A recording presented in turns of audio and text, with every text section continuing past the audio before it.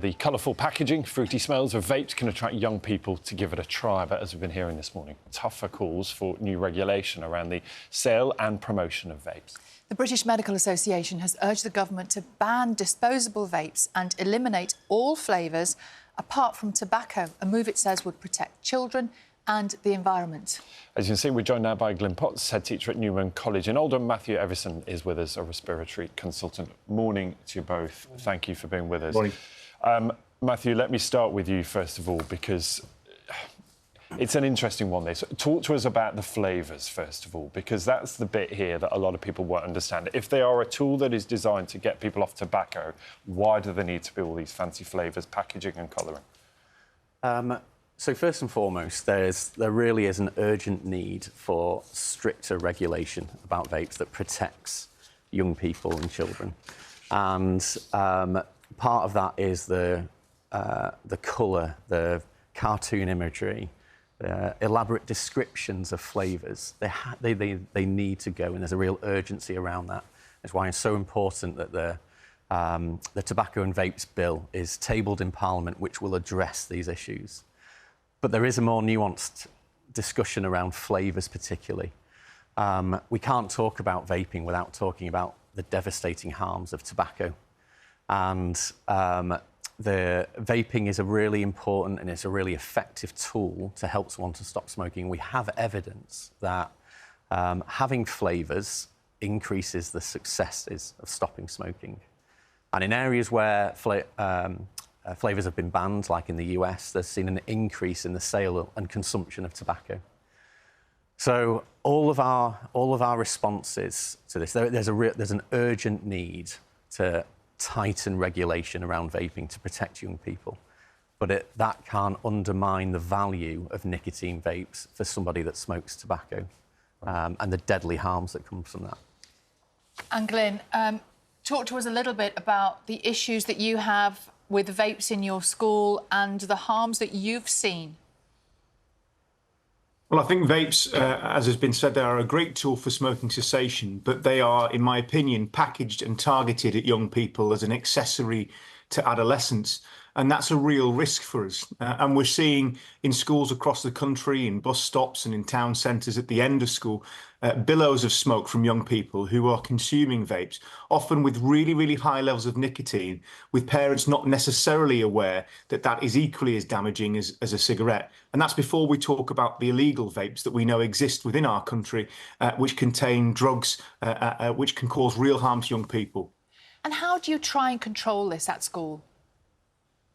Well, we're very lucky in as much as that we've got a very sensitive fire alarm system and we're a brand new school, so there's cameras all over.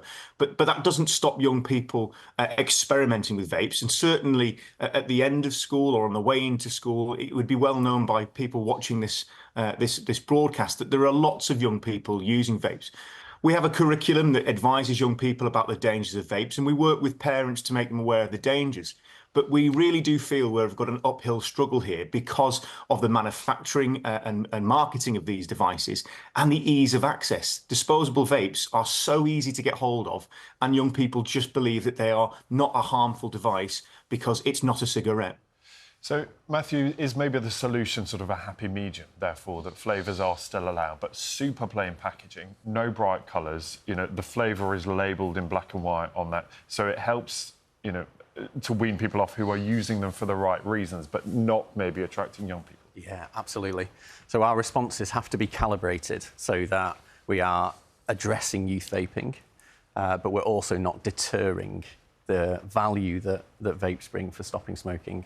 And that, again, the Tobacco and Vapes Bill addresses all of these things. It's not one thing in isolation. It's not just about disposable vapes.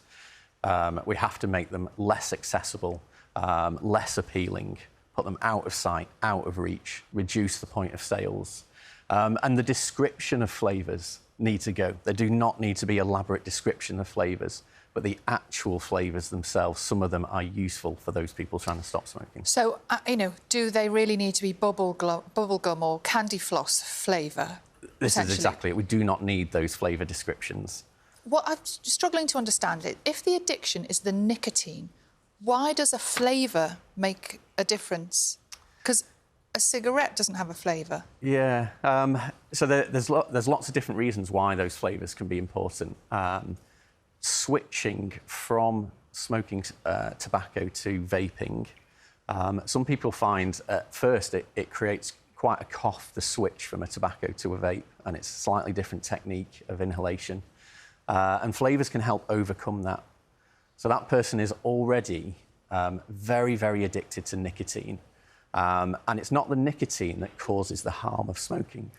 The harm comes from all the chemicals when tobacco is burnt. So a vape provides them with nicotine in a way that doesn't come with the combustion of tobacco. So that switch can be critically important because that vape is substantially less harmful than a cigarette. But we need all of those, the ability to flex to an individual needs. And if that's a flavour that actually helps that switch happen and happen for good, so there's no more tobacco, then that's a positive thing because the harms of tobacco are deadly. And Glyn, is this just a classic case that regulation and legislation has not kept up with pace of how people are consuming certain products? And I suppose then the question, are you confident that this bill will be passed and that will help you in your efforts to try and reduce vaping at school? I think so, yes. But I also think, let's not forget, it was only 12, 18 months ago that disposable vapes were given out free at festivals, tram stops, tube stations. So the marketeers have got ahead of legislation, as you say. And I do hope that this will bring a rational argument about the protection of young people without interfering with adult making informed choices about smoking cessation. We will see. We will talk about this again, I'm sure. Matthew, Glyn, really good to have you both with us this morning. Thank you. Thank you. Thank you.